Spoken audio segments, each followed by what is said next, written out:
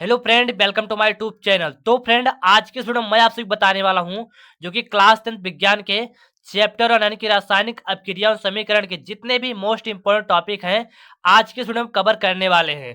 तो यहाँ जो कि आपका पहला जो कि मोस्ट इंपोर्टेंट टॉपिक दिया गया है यानी कि रासायनिक अपक्रिया किसे कहते हैं।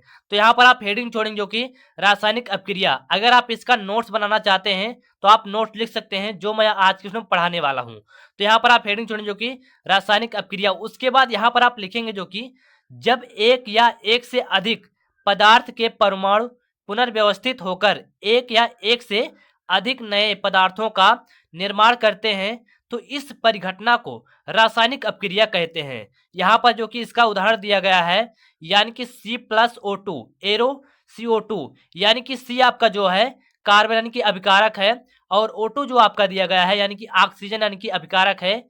एरो यानी कि कार्बन डाइऑक्साइड यानी कि CO2 जो आपका है यानी कि कार्बन डाइऑक्साइड है यानी कि उत्पाद है। तो यहाँ जो कि आपका पहला टॉपिक दिया गया था यानी कि रासायनिक अपक्रिया वाला जो कंप्लीट हो गया।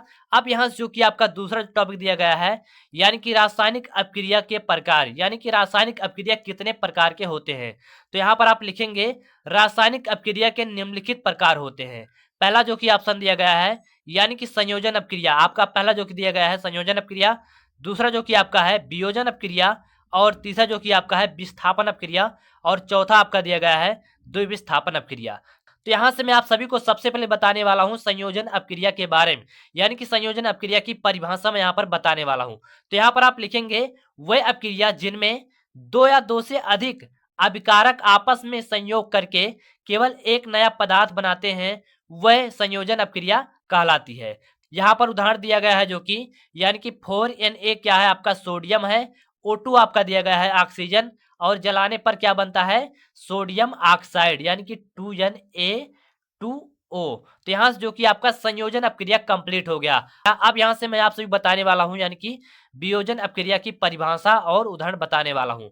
तो यहाँ पर आप हेडिंग छोड़ेंगे जो कि वियोजन अपक्रिया। उसके बाद यहाँ पर आप लिखेंगे इसकी परिभाषा यानी कि वह रासायनिक अपक्रिया जिनमें कोई यौगिक एक अभिकारक अपने यानी कि अवयवी तत्वों या छोटे छोटे सरल यौगिकों में टूट जाता है वियोजन अपक्रिया कहलाता है। इसका यहाँ पर उदाहरण दिया गया है आप देख सकते हैं जो कि यानी कि 2KClO3 क्या है पोटेशियम क्लोराइड है और इस जो यहाँ पर एरो दिया गया है यानी कि 2KCl प्लस यानी कि 3O2 यानी कि आपका 2KCl क्या है पोटेशियम क्लोराइड है और जो आपका 3O2 है जो आपका है ऑक्सीजन है। तो यहाँ से जो कि आपका यानी कि वियोजन अपक्रिया भी कंप्लीट हो गया। अब यहाँ से जो कि आपका तीसरा जो कि यानी कि अपक्रिया दिया गया है यानी कि विस्थापन अपक्रिया। तो यहाँ पर आप हेडिंग छोड़ेंगे जो कि विस्थापन अपक्रिया। उसके बाद यहाँ पर आप लिखेंगे यानी कि जिन अपक्रिया में अधिक अभिक्रियाशील तत्व कम अभिक्रियाशील तत्व को उनके यौगिक के जलीय विलयन से यानी कि विस्थापित कर देता है विस्थापन अपक्रिया कहलाता है। इसका यहाँ पर देख सकते हो जो कि उदाहरण दिया गया है यानी कि विस्थापन अपक्रिया का यानी कि यह क्या है आपका है आयरन है प्लस CuSO4 जो आपका है कॉपर सल्फेट एरो यानी कि FeSO4 आपका क्या है फेरस सल्फेट है प्लस Cu जो आपका दिया गया है वो कॉपर है। तो यहाँ से जो कि आपका यानी कि विस्थापन अपक्रिया कंप्लीट हो गया। अब यहाँ से जो कि आपका चौथा दिया गया है द्विविस्थापन अपक्रिया किसे कहते हैं। तो इसकी भी आपको यहाँ पर परिभाषा लिखना होगा और उदाहरण भी आपको यहाँ पर बताना होगा। तो यहाँ पर आप लिखेंगे जिस रासायनिक अपक्रिया में यौगिकों के आयनों अथवा घटकों की अदला बदली यानी कि आदान प्रदान हो जाती है तथा नए यौगिकों यानी कि यौगिक बनते हैं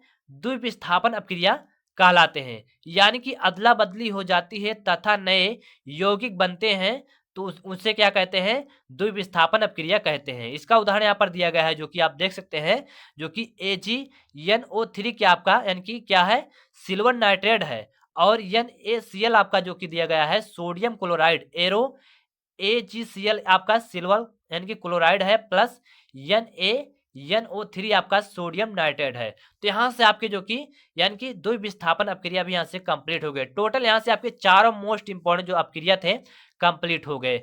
अब यहाँ से मैं आपसे बताने वाला हूँ यानी कि संचरण के बारे में और विकृत गंधिता के बारे में। तो यहाँ पर आप हेडिंग छोड़ें जो कि संचरण। उसके बाद यहाँ पर आप लिखेंगे संचारण एक वैद्युत रासायनिक प्रक्रिया है जब कोई धातु अपने आसपास के अम्ल नमी आदि के संपर्क में आती है तब ये संक्षारित होती है और इस प्रक्रिया को संचरण कहते हैं। तो यहाँ जो कि आपका संचरण वाला जो आपका टॉपिक था कंप्लीट हो गया। अब यहाँ जो कि आपका अगला टॉपिक दिया गया यानी कि विकृत गंधिता। तो यहाँ पर आप हेडिंग छोड़ेंगे विकृत गंधिता, उसके बाद यहाँ पर आप लिखेंगे जब वसायुक्त या तैलीय खाद्य सामग्री को लंबे समय तक रखा जाता है तो उसके स्वाद तथा गंध में परिवर्तन आ जाता है। अगर आप किसी भी वस्तु को अगर आप लंबे समय तक रखेंगे तो उसका स्वाद भी चेंज हो जाएगा, उसका कलर भी चेंज हो जाएगा और उसमें से क्या हो जाएगा, गंध आने लगेगी। तो ऐसी स्थिति में क्या कहते हैं उसे, यानी कि विकृत गंधिता कहलाती है। तो यहाँ जो कि आपका यानी कि संचरण वाला और विकृत गंधिता वाला यहाँ से आपका यानी कि टॉपिक कंप्लीट हो गया। और इस प्रकार जो कि आपके यानी कि चैप्टर 1 यानी कि रासायनिक अपक्रिया और समीकरण के जितने भी मोस्ट इंपोर्टेंट टॉपिक थे सारे टॉपिक आज के इसमें कवर हो चुके हैं। तो आशा करता हूँ गाइज आप सभी को ये वीडियो पसंद होगी। अगर वीडियो पसंद, वीडियो को लाइक कर देना, चैनल को सब्सक्राइब कर देना। चलिए गाइज मिलते हैं वीडियो में। जय हिंद, वंदे मातरम।